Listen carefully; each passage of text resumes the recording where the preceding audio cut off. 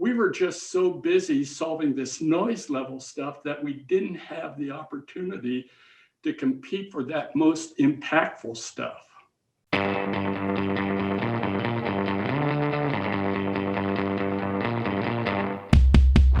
Welcome back, everybody. And I've got Dave Brock with me again. G'day, Dave. Hi, how are you, John? Delighted to have you with me. I'm feeling great because of that. Look, I wanted to talk to you about how to drive improved performance. And the reason I want to talk to you about, I've read some of the things that you've been doing with your clients, and particularly identifying the biggest leverage opportunities and working those through. And I saw one statistic that blew my mind. One of your clients went from an average deal size of $10,000 to $100,000 to $1 million average over 2 years.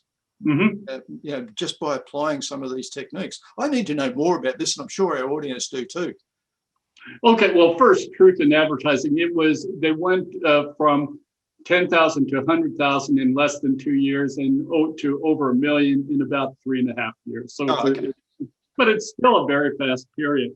So what it is, as we as sales leaders look at our organizations, we're looking at how do we continue to drive performance improvement.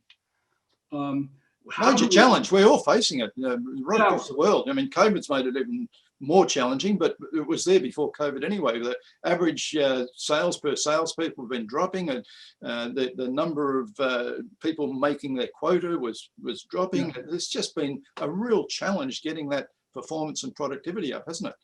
Yeah, and I think the problem is we don't have a framework to look at where's the biggest return on our investment, where do we get the biggest leverage, and so on and so forth. We do things like, well, we need to get more opportunities into the pipeline, so prospecting becomes the initiative, or go after bigger deals, and that becomes the initiative, and so on and so forth. But we do that just kind of almost arbitrarily and absent a framework to say, what single business initiative might we do that has the biggest leverage on our performance? Is it prospecting? Is it bigger average deal size? What is it? So one is I think we have to understand how all the pieces, parts of selling fit together, how prospecting and territory and account management fit with selling process, deal management, fit with pipeline, fit with call execution, and all these different things. We have to have an idea of how all these pieces, parts fit together and how they influence each other. If for instance, all we do is focus on prospecting and filling the pipeline with more stuff, but we're terrible at closing deals, we're squandering opportunity. If on the other hand, we focus on being great at closing deals, but we don't go fill our pipelines, then we're going to have empty pipelines and squander opportunities. So what we need to do is have a framework for looking at how all the pieces, parts fit together. Then two is we have to have an analytic framework to say, where is my biggest leverage point? Where do I have the biggest opportunity for growing? And we can improvement. Yeah. So and we can do that. We can do that at an individual level, or we can do that at an organizational level. So the thing that you referenced earlier is we worked with a client that had very, very aggressive growth goals. This was already a very high performing sales organization, and they had average deal values of somewhere around $10,000. The salespeople were very, very good. Each salesperson had about 1,000 customers that they needed to take care of in their territory. Wow, okay. And as we started looking at their business growth goals, we said, well, gee, on continued course and speed, you're going to have to hire and onboard 1,000 salespeople a month. you know, and you look at that task, it was impossible to do. And the cost of doing that would have just driven them to unprofitability. So that growth goal caused us to force ourselves to rethink what we're doing. And we started examining how they manage their accounts, how they manage their territories, and so on. And we said, you know, what's happening is each salesperson has so many accounts they're working on, is they don't have the chance to go out proactively, find the right opportunities. They're just busy responding to things that come in. What if we changed that? And in that first year, what we did is we created an inside sales organization. And to those field salespeople that had 1,000 customers, we gave them 10 to 15 customers. And we said, you have the same quota. And we moved the other 985 to 990 to the inside sales organization. And they went after those $10,000 opportunities. All of a sudden, the salesperson was faced, I have the same quota. I now have 10 customers or 15 customers. I have to, excuse me, I had to turn off that phone. I have to look at my accounts differently. I have to get more deeply involved with them.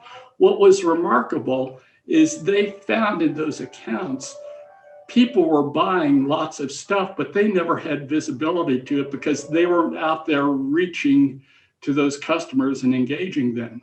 And so very quickly, we were able to say, get them to move from $10,000 to $100,000 average deal value. And then they saw, we're seeing so much opportunity we never saw before. And then the next move was to move them up to $1 million. And what we did was the same thing again. We now said, rather than 10 to 15 accounts, you have 2 accounts. But this time they were really enthusiastic. And they said, this gives us the chance to become very valued partners with our customer. And again, they said, the customer has these problems that we can solve. We were just so busy solving this noise level stuff that we didn't have the opportunity to compete for that most impactful stuff. This reminds me so much of a lot of sales managers whose the whole focus is fill the pipeline, right. And more and more accounts in the pipeline. And then coming to me and saying, we've got a real productivity issue, we're not closing. You come and help us close. And when you look at it, the issue is you've got a pipeline full of junk because there's no focus. And you're saying, get the focus. And in some of those cases, we've been able to reduce the pipeline to a quarter of what it previously was in terms of volumes, size of deals and so on. But the sales went up, 50% or whatever over the 12 months. And you're right, it's just focus and being more attentive to your top customers. And that's exactly it. I think and it's human nature. I think we go to the obvious answers, the things that everybody else does, and it's always more prospecting, more calls, more dials, more emails, whatever it is, and then working the numbers that way. But all of a sudden you start saying, what would happen if I did less? What would I have to change to produce the same or better results? And that was what we did and we provided a lot of tools and processes and training to help them. But the salespeople had the mentality of my quota hasn't changed, but the number of accounts that I have to achieve my quota has gone down substantively. That means I have to rethink what I do. Yep.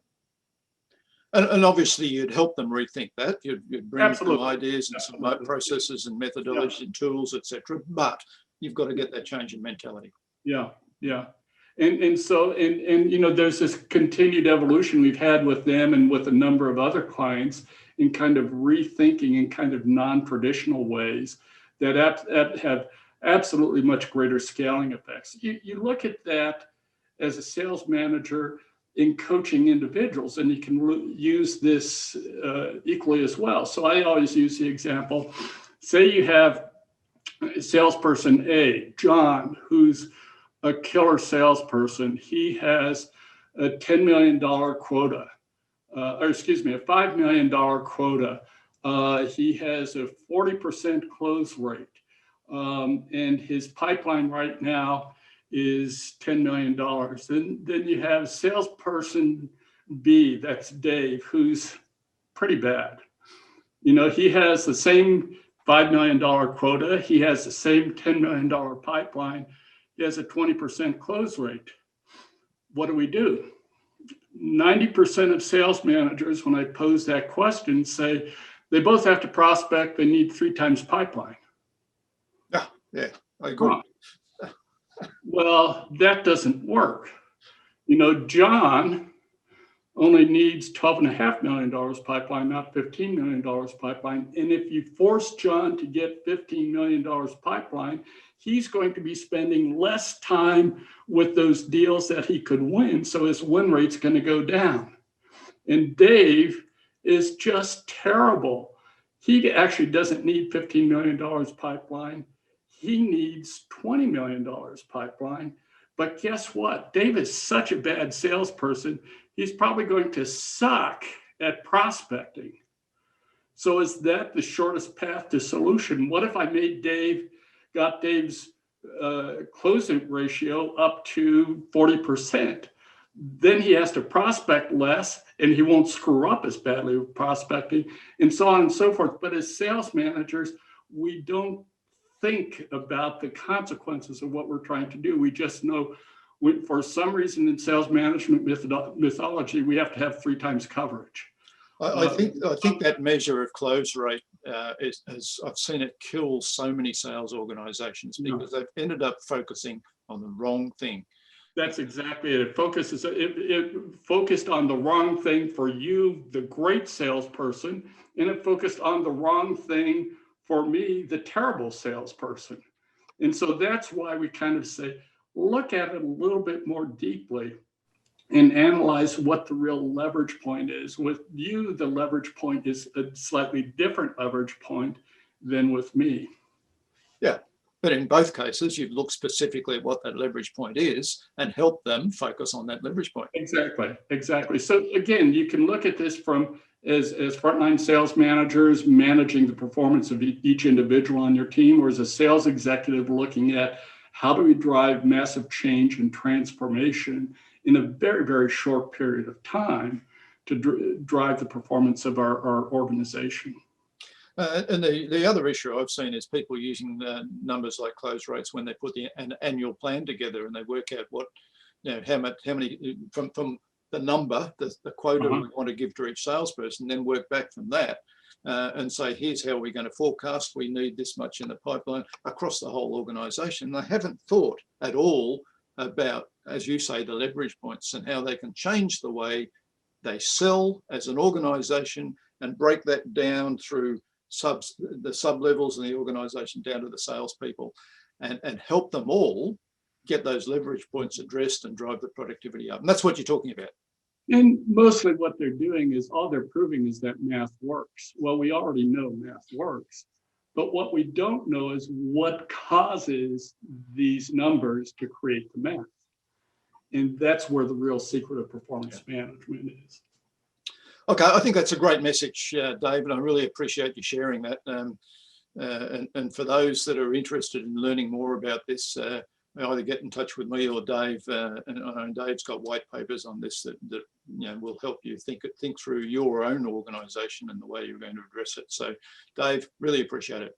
Oh, it's always a pleasure, John. Thank you.